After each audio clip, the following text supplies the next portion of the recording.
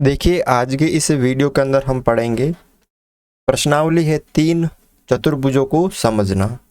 और इसमें हम क्या पढ़ेंगे, एक तो पढ़ेंगे बहुभुज क्या होता है और बहुभुजों का वर्गीकरण और विकर्ण क्या होते हैं। ठीक है, तो देखो यहाँ पे आप सबसे पहले बहुभुज बहुभुज तो इसकी परिभाषा क्या होती है बहुभुज की, तो परिभाषा से आपको समझना है। तो इसकी परिभाषा लिखते हैं कि 3 या 3 से अधिक भुजाओं से घिरी हुई बंद आकृति क्या कहलाती है, बहुभुज कहलाती है।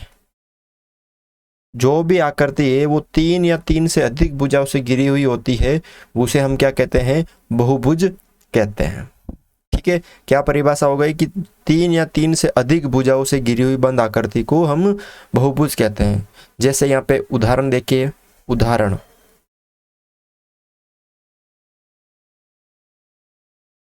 ठीक है, उदाहरण देखो आप यहाँ पे,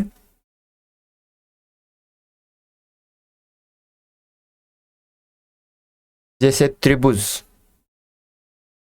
त्रिभुज क्या है, 3 भुजाओं से घिरी हुई बंद आकृति है। आयत, ये भी क्या है, 4 भुजाओं से घिरी हुई बंद आकृति है, लेकिन 3 से ज्यादा है ना, 3 या 3 से अधिक भुजा होनी चाहिए, 3 तो कम से कम है। और जैसे वर्ग, वर्ग भी क्या है, एक बहुभुज है। ठीक है, तो अब देखो यहाँ पे जो अगला हमारा पॉइंट है वो है बहुभुजों का वर्गीकरण। कि बहुभुज का जो वर्गीकरण है वो क्या होता है कि आपने देखा होगा कि ये 3 भुजाओं से घिरी हुई बंद आकृति है। त्रिभुज जो है 3 भुजा से घिरी हुई बंद आकृति है, इसलिए इसे हम क्या कहते हैं, त्रिभुज कहते हैं। क्या कहते हैं, त्रिभुज। 3 भुजा से घिरी हुई बंद आकृति को हम क्या कहते हैं, त्रिभुज कहते हैं। तो इसी तरह 4 भुजा से घिरी हुई बंद आकृति को क्या कहेंगे, 4 भुजा से घिरी हुई बंद आकृति को हम क्या कहेंगे, उसे हम कहेंगे चतुर्भुज। क्या बोलेंगे उसे हम, चतुर्भुज। इसी तरह 5 भुजा से घिरी हुई बंद आकृति को क्या बोलेंगे, पंचभुज। क्या बोलेंगे, पंचभुज। जो 5 भुजा से घिरी हुई बंद आकृति होती है उसे हम क्या बोलते हैं, पंचभुज। तो यहाँ पे देखो हमने यहाँ पे सारे लिख लिए। 6 भुजा से घिरी हुई बंद आकृति को षष्ठभुज, 7 भुजा से घिरी हुई बंद आकृति को सप्तभुज, जो 8 भुजाओं से घिरी हुई बंद आकृति होती है उसे हम अष्टभुज बोलते हैं। ठीक है, जो 9 भुजा से घिरी हुई बंद आकृति उसे हम नवभुज बोलते हैं। और जो 10 भुजा से घिरी हुई बंद आकृति होती है उसे हम क्या बोलते हैं, 10 भुज बोलते हैं। ठीक है, तो यहाँ पे देखो आप वापस एक बार देख लेते हैं कि जो 3 भुजाओं से घिरी हुई बंद आकृति होती है उसे हम क्या बोलते हैं, त्रिभुज। 4 भुजाओं से घिरी हुई बंद आकृति को चतुर्भुज, 5 भुजाओं से घिरी हुई बंद आकृति को पंचभुज, 6 भुजाओं से घिरी हुई बंद आकृति को षष्ठभुज, 7 भुजाओं से घिरी हुई बंद आकृति को सप्तभुज, 8 भुजाओं से घिरी हुई बंद आकृति को अष्टभुज, 9 भुजाओं से घिरी हुई बंद आकृति को नवभुज, और 10 भुजाओं से घिरी हुई बंद आकृति को 10 भुज बोलते हैं। किस तरह की होती है, देखो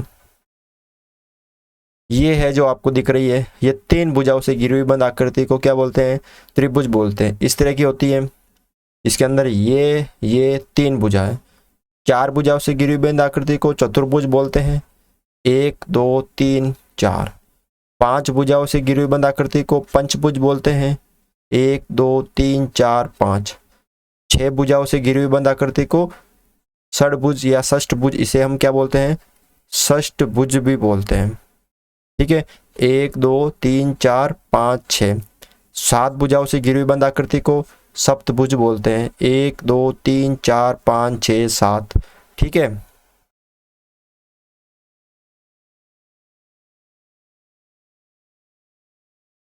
आगे देखो आप यहाँ पे 8 भुजाओं से घिरी हुई बंद आकृति को अष्टभुज, इसके अंदर 8 भुजा 1 2 3 4 5 6 7 8। 9 भुजाओं से घिरी हुई बंद आकृति को नवभुज, 1 2 3 4 5 6 7 8 9। और 10 भुजाओं से घिरी हुई बंद आकृति को 10 भुज, 1 2 3 4 5 6 7 8 9 10। ठीक है, इस तरह की आकृतियां होती है। अब अगला जो हमारा टॉपिक है वो है विकर्ण। विकर्ण, अब विकर्ण क्या होते हैं, तो इसकी एक परिभाषा है, किसी बहुभुज में विकर्ण उनके किसी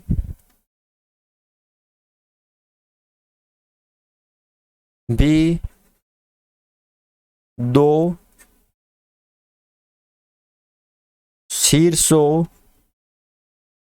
को मिलाने पर प्राप्त होता है। विकर्ण क्या होता है, किसी भी बहुभुज में उनके जो शीर्ष होते हैं, सम्मुख शीर्ष, किसी भी दो शीर्ष, तो यहाँ पे लिख दो किसी भी दो सम्मुख शीर्ष, सम्मुख शीर्ष। ठीक है, आमने सामने वाले दो शीर्ष को मिलाने पर प्राप्त होता है।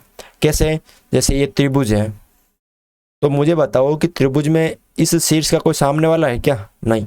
इसका है क्या कोई, नहीं। तो याद रखना कि त्रिभुज में विकर्ण होते हैं कितने, 0, होते ही नहीं है। ठीक है, जैसे आयत, तो आयत में इसका सामने वाला ये रहा, तो एक विकर्ण, और इसके सामने वाला ये रहा, तो ये दूसरा विकर्ण। तो इसमें कितने विकर्ण होते हैं, 2। जैसे एक आकृति हम ये ले लेते हैं, ये ले लेते हैं। तो देखो अब इसमें कैसे करना है कि इसके सामने वाला विकर्ण जब भी कोई आकृति में बनाते हैं ना, तो उसके दोनों पड़ोसी जो शीर्ष होते हैं उनको छोड़ देते हैं। जिस भी अगर आकृति में विकर्ण बनाते हैं तो उनके पड़ोसी शीर्ष को छोड़ देना है। तो इसका पड़ोसी शीर्ष ये रहा, इसका नाम दे देते हैं A B C D E. तो ए को एक का बनाना है, तो ए का पड़ोसी ई और बी को छोड़ के मिला दो, डी और सी। इसी तरह बी पे बनाना है, तो ए और सी को छोड़ दो, बाकी के मिला दो। ठीक है, बी का बनाना है तो ए और सी को छोड़ दो, बाकी इन दोनों को मिला दो। उसके बाद सी बनाना है, तो सी के लिए क्या करो, बी और डी छोड़ना पड़ेगा क्योंकि ये दोनों पड़ोसी है, तो ये और ये तो मिला हुआ है। और डी के लिए चाहिए तो ई और सी को छोड़ दो, तो बाकी मिले हुए हैं। और ई के लिए चाहिए तो ये दोनों मिले हुए, तो ये विकर्ण, तो 1 2 3 4। ठीक है, कितने विकर्ण हो गए, 1 2 3 4 5 विकर्ण हो गए। ठीक है, तो इस तरह से आपको ये करना है। तो आज की वीडियो में बस यही था। अगर आपको वीडियो अच्छा लगा तो वीडियो को लाइक ज़रूर करें।